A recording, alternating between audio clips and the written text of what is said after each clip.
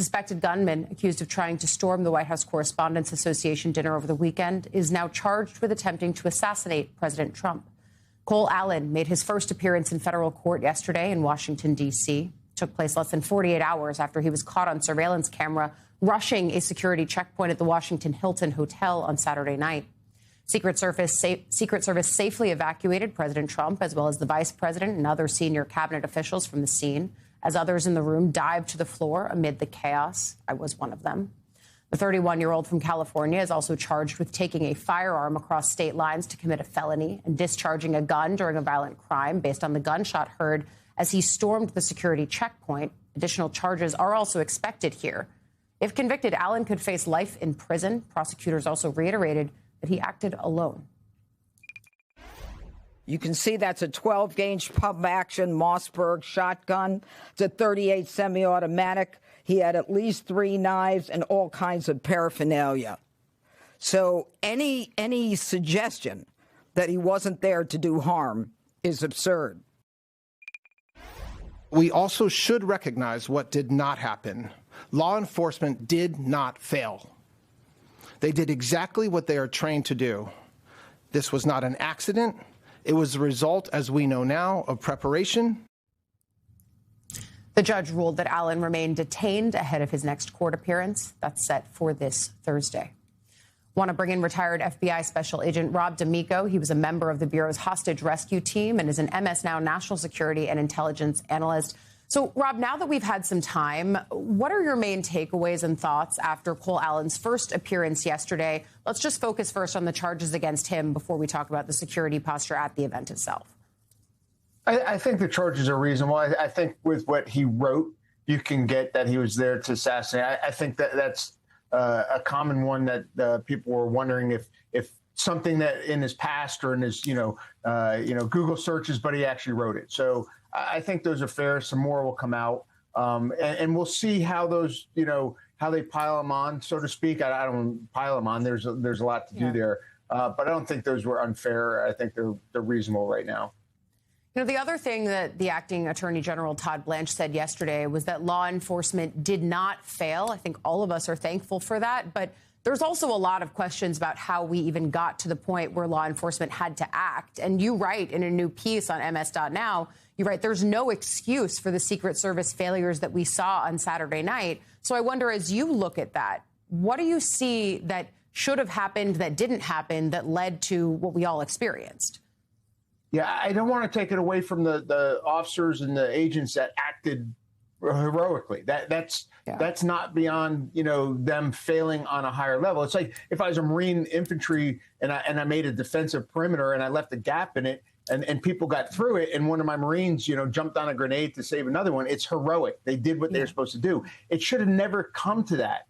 That checkpoint was so basic and not the way you should do it.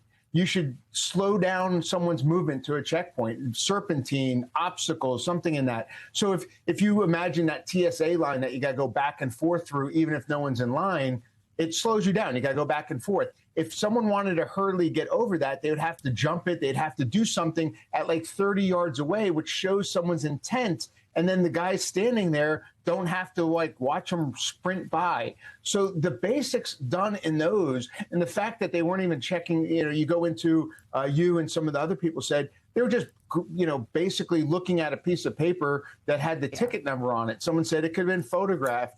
It could have been photoshopped and no one checked ID against it.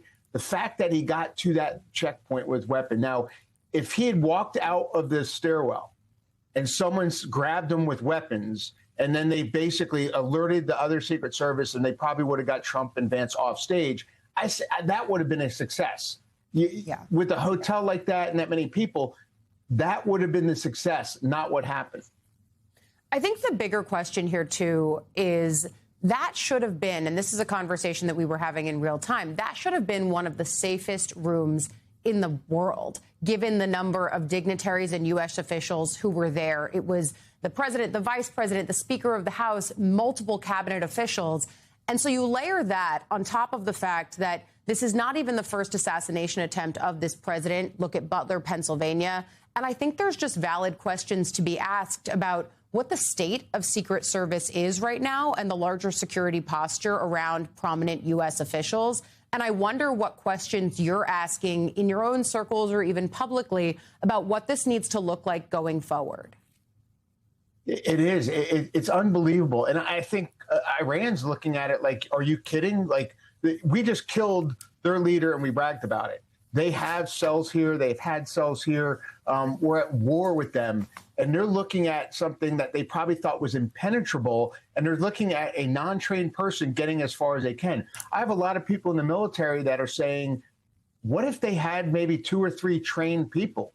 What could have happened? I mean, like you said, there's been 2 attempts. He's at war, and they're having someone get through a layer. Now, Blanche says there's hundreds of agents between that point and the president. I think that's another exaggeration. I mean, there was hundreds of agents there, but between the two, not so much. When you were there, you know the distance. They say, oh, I was up a floor. Well, down a flight of steps into a door is not that far.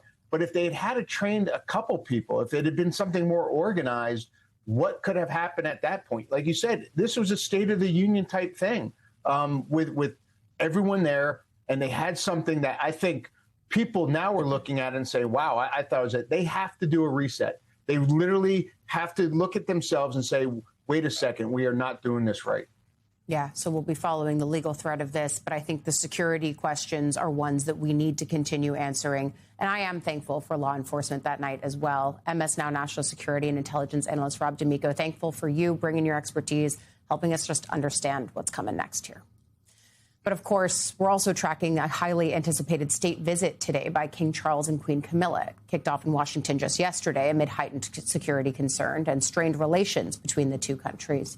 President Trump greeted the royals alongside the White House's demolished East Wing, now the construction site for his planned ballroom, prior to a scheduled tea and garden party with lawmakers at the British Embassy. Security concerns following that Saturday shooting at the White House Correspondents' Dinner are very much shaping this trip.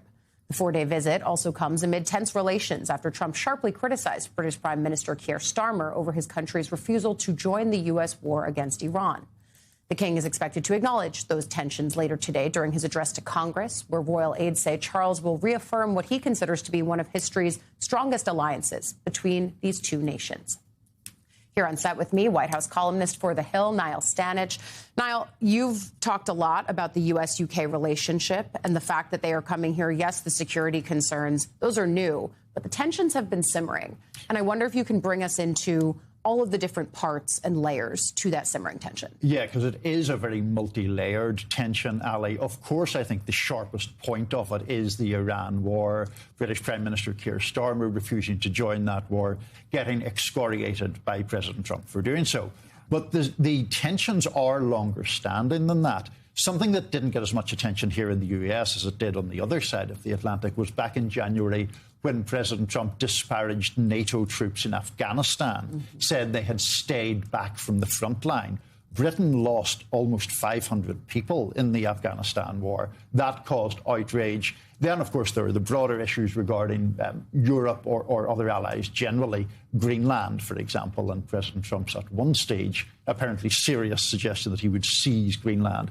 And all the personal insults of Starmer, he's no Churchill, etc. A lot of different tensions. Yeah, so again, multi-layered, as you mentioned, and so we'll see if the king is able to ease those at all. We know that personal relations with Trump is one key way to be able to do that. But there's also looming over this the Epstein scandal. The fact that King Charles is going to Capitol Hill this morning, Epstein survivors are going to be speaking, saying that they want an audience with the king, and he's refusing to give them one. So talk about the ways that this only adds another layer to this. I think that's a really important point to stress, Ali, and not to be forgotten amid the sort of pomp and circumstance of a royal visit. The basic issue here, of course, is the former Prince Andrew Mountbatten-Windsor, as he's now called, who was accused by Virginia Giuffre, or she said she had been forced into having sex with him, including when she was 17.